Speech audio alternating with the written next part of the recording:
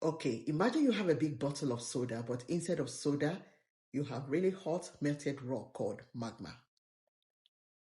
When the magma inside the earth gets really hot and there's so much pressure, it wants to come out. Just like when you shake a bottle of soda, it explodes when you open it. So the magma pushes its way up to the surface of the earth through a special opening in the earth called a volcano. And when this occurs, it is called a volcanic eruption.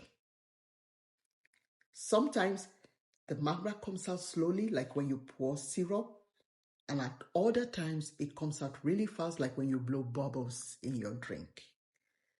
When the magma comes out, it can be really hot as it turns into lava, which flows down the sides of the volcano like a river made of fire.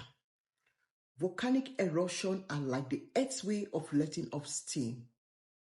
How did a volcanic eruption destroy an ancient city in Europe? Pompeii was a prosperous ancient city located near modern-day Naples in Italy. Its history is marked by a catastrophic event that led to its preservation and fame. Note that Pompeii is the only Roman city that gives us a glimpse of what life in ancient Rome was like.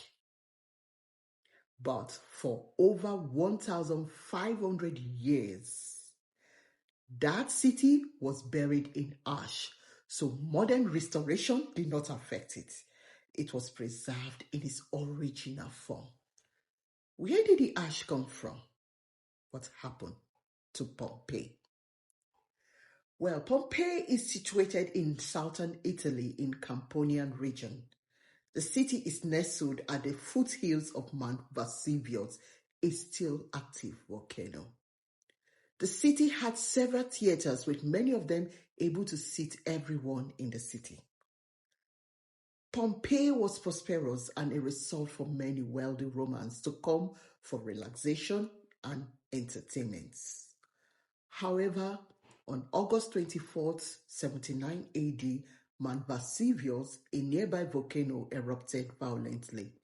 The eruption was sudden and powerful, sending a massive column of ash, pumice, and volcanic gases into the sky. Some scientists believe it may have been impossible for anyone to escape. Some did escape though, but many perished, perhaps ignoring the initial warning signs, treating them as business as usual. Some estimates say about 15,000 died, but no one is certain. As the eruption continued, Pompeii and nearby towns were buried under layers of ash and pumice. The falling debris rapidly covered buildings, streets, and people, creating a thick layer that preserved the city in a remarkable way.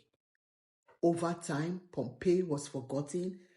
It wasn't until the 18th century during excavations that city was rediscovered, revealing remarkably well-preserved buildings, artifacts, and even human remains. The volcanic ash acted as a natural preservative, sealing and protecting Pompeii's buildings, mosaics, and everyday objects.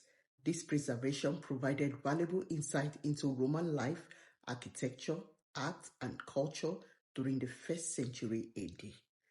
Excavations revealed that Pompeii was a thriving city with elaborate villas, temples, theaters, public baths, markets, and streets lined with shops and taverns.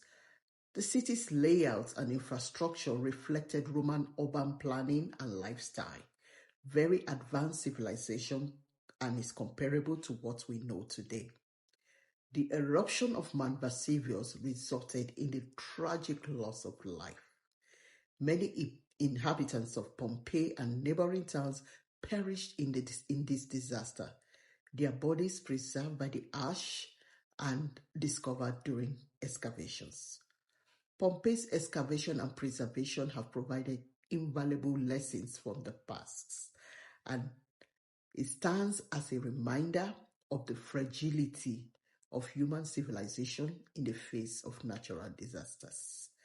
Before you leave, do you remember this? What is the name of the mountain that erupted, destroying the city of Pompeii?